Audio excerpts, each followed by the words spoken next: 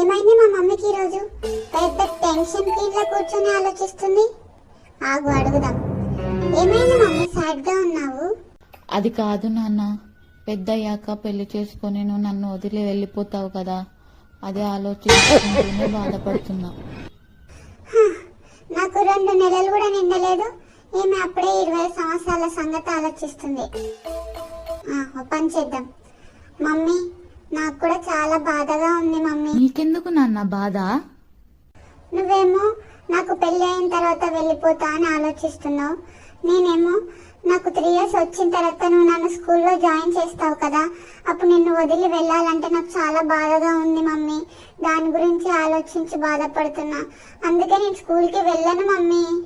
బాధపడింది చాలు గానీ ఫస్ట్ పాలు తాగి పండుకో. స్కూల్కి వెళ్ళదంటే స్కూల్కి వెళ్ళదు.